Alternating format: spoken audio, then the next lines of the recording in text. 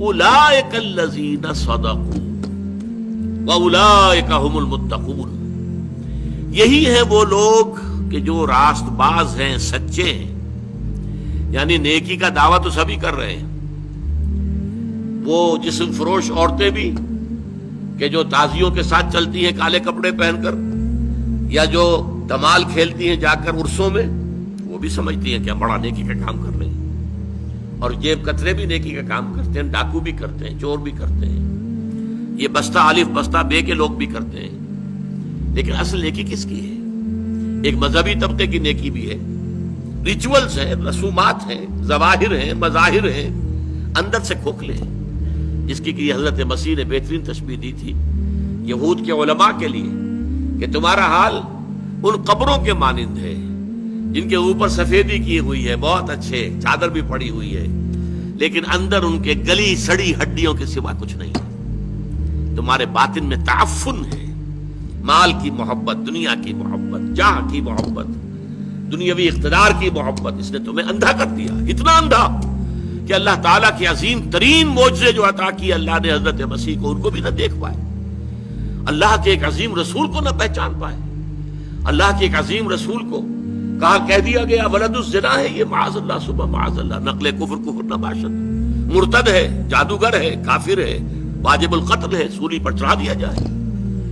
یہ مذہبی طبقہ تھا جس نے یہ کام کیا. اور ایک طبقہ ہمارے ہاں وہ لبرل، جیسا کہ میں نے عرض کیا تھا، وہ کہتے ہیں بھائی سچ بولنا چاہیے، کام اپنا کرنا چاہیے، وعدہ پورا کر، باقی یہ نماز روزہ جو ہے یہ تو انفرادی معاملہ ہے، یہ انسان کا اور اللہ کا اپنا درمیانی معاملہ ہے.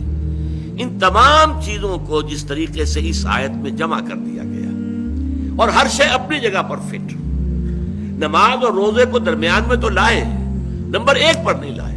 نمبر 1 پر وَآتَى الْمَالَ عَلَىٰ حُبِّهِ ذَوِي الْقُرْبَىٰ وَالْيَتَامَىٰ وَالْمَسَاكِينِ وَابْنَ السَّبِيلِ وَالسَّائِلِينَ وَفِي الرِّقَابِ. اور اس سے بھی پہلے اصل ایمان، موٹیویشن کیا ہے تمہارا؟ اب دیکھیے ہماری مجبوری کیا ہے. ہم انسانوں کی مجبوریاں ہیں 2. ایک تو یہ کہ ہم اعمال کے ظاہر پر حکم لگاتے ہیں، ہمیں باطنی تو نظر نہیں آتا، ہم کسی کا دل نہیں دیکھ سکتے، ہمیں نہیں معلوم اس کی نیت کیا ہے، اور کسی کی نیت پر بلا سبب شک کرنا، شبہ کرنا، اس کی ہمیں اجازت نہیں. لہذا ہم تو کہہ دیں گے یہ نیکی ہے، یہ نیکی کا کام ہے. ہم اس کی باطنی جو ہے، اس کا اصل پس منظر کیا ہے، اس کی اصل جذبہ محرکہ کیا، ہم نہیں جان سکتے. دوسرا معاملہ کیا ہے، ایک ہی شخص کے ہم کچھ اعمال کو کہتے ہیں یہ کام تو اس نے بڑی نیکی کی ہے، یہ کام اس کے بڑے برے ہیں. یہ بھی در حقیقت ہماری محدودیت ہے. حقیقت کے اعتبار سے انسانی شخصیت جو ہے ایک حیاتیاتی اکائی ہے.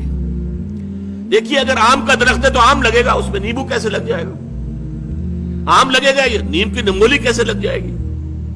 اگر آپ ایک درخت میں دیکھتے ہیں کہ آم بھی لگا ہوا، نمولی بھی لگی ہوئی ہے، وہ کڑوی کسیلی نمولی بھی لگی ہوئی ہے اور میٹھا آم بھی لگا، آپ کیا کہیں گے؟ کیسے انہونی سی بات ہے.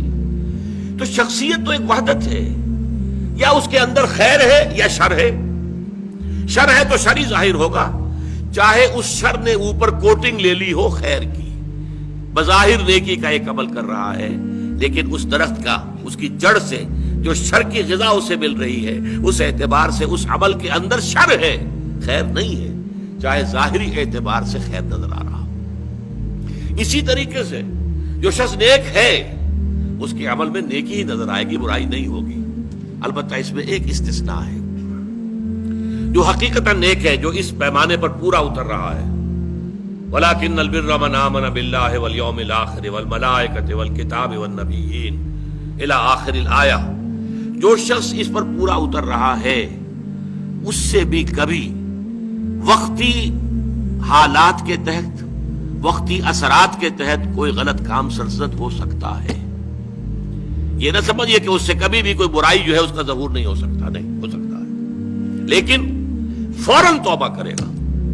اگر اس کے اندر نیکی ہے، وہ کسی بدی کو مستقل طور پر اپنی زندگی میں، اپنے کردار کے اندر جگہ نہیں دے سکتا. اس کو آپ 2 اور 2 4 کی طرح جان لیجیے.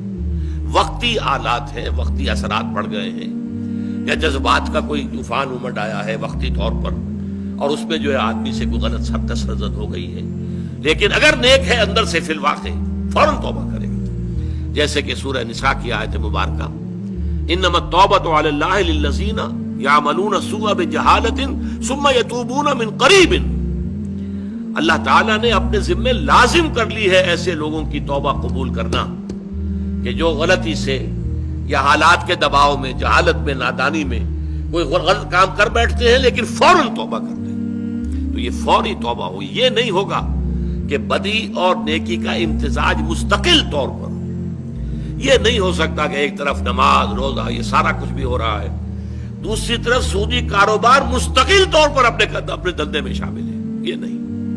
یہ اگر ہے تو اس کا مطلب یہ ہے کہ نیکی نہیں ہے، اصل میں یہ اندر اندھیرا ہی ہے، روشنی نہیں ہے، اندر تاریکی ہے، اندر کوئی نور نہیں ہے، یہ صرف ظاہر کے کچھ اوپر جو ہے لبادے اوڑھ لیے گئے ہیں، ان کی حقیقت کوئی نہیں۔ آخری بات اس آیت کی وَأُولَٰئِكَ هُمُ الْمُتَّقُونَ، یہ سمجھیے بونس ہے اس آیت کا کہ تم نے نیکی کی اصل حقیقت کو اگر سمجھ لیا تو ساتھ ہی یہ نوٹ کر لو یہی لوگ متقی ہیں۔